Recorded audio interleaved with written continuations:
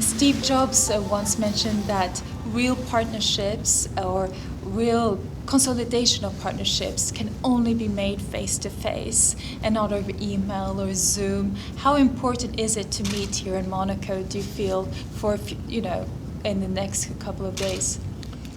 For contact building? I mean, I think if you'd asked me that, let's say 6 months ago, I would have said absolutely essential, no other way we can do it. I still believe that. I mean, I think that you can't replace this type of contact specifically in an area like this, which is relationship driven, which it is.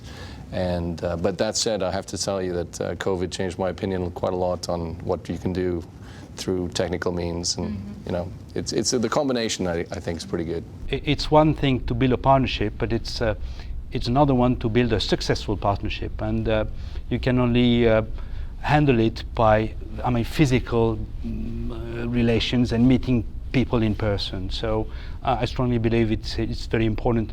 Of course, thanks to technology solutions, you can keep on dealing with people despite a lockdown or very special events, but nothing will replace meeting people, nothing. I think the AMAF is a very key entity in Monaco. It represents every single financial institution in the country, so every asset management company and every bank, which has a license, of course, and it works extremely closely with the government to make sure that we're providing an environment that is extremely secure, highly service-oriented for the best quality, the best possible clients that we do have here as residents of the country.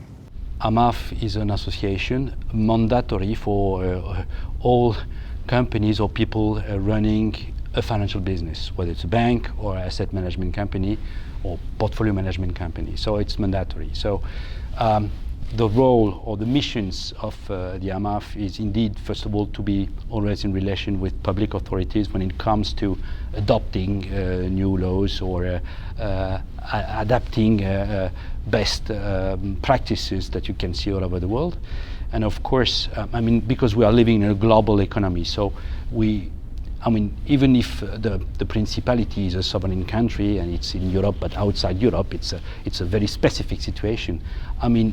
We cannot be isolated, so we have to take into account the world around us, and of course we have to implement any new regulation to be at the level of the best international standards. So AMAF is essential so that our business remains at really the top level, and we have to provide indeed world-class services to our clients who are a very international and demanding clientele. So it's a tough job, I would say.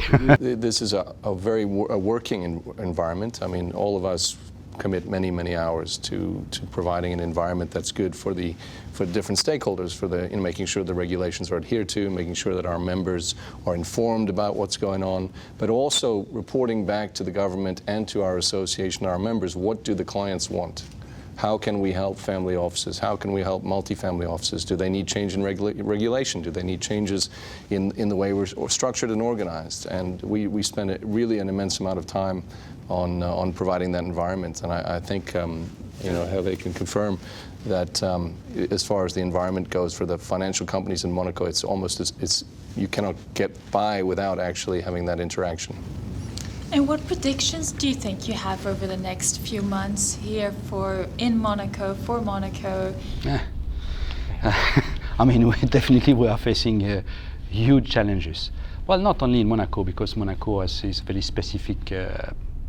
specific situation, and everybody knows that it's a very wealthy country. It's a debtless country, so we have the means to invest and to protect the economy of the Principality.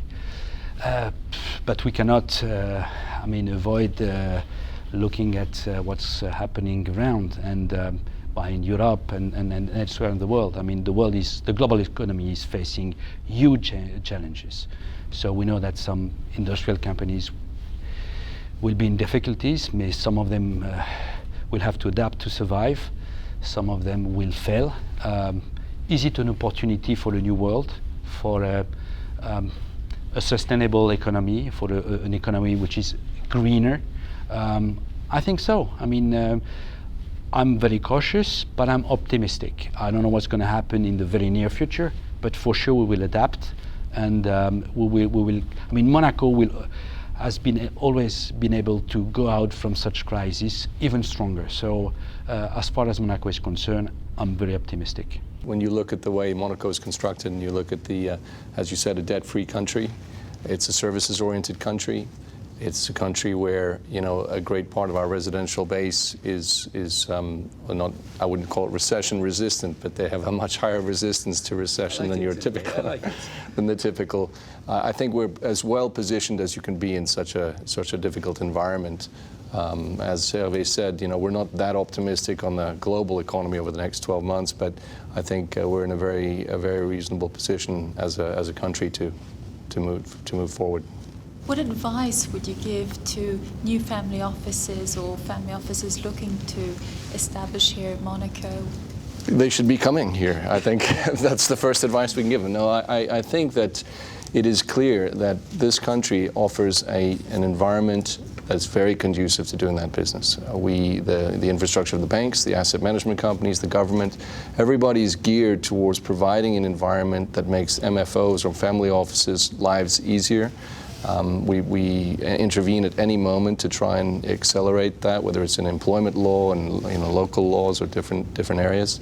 So, as far as I'm concerned, there's not many better places on the planet where you could install a family office or a multi-family offices. Yeah, we've been improving the legal framework by the end of 2016 for multi-family offices. As Tony said, I mean, it's a place to work, it's a place to live. So, I mean, usually principals are relocating in Monaco, and it makes sense to have here a regulation that is fully compliant with the needs of principals. So, so this is, I mean, they have to come and visit us and see, you know, yeah, this is the aim of your forum, I guess. Well, I came to Monaco 26 or 25 years ago for a 2 years contract, and I'm still there. So, you know, once you test it, you like it. Thank you so much, gentlemen.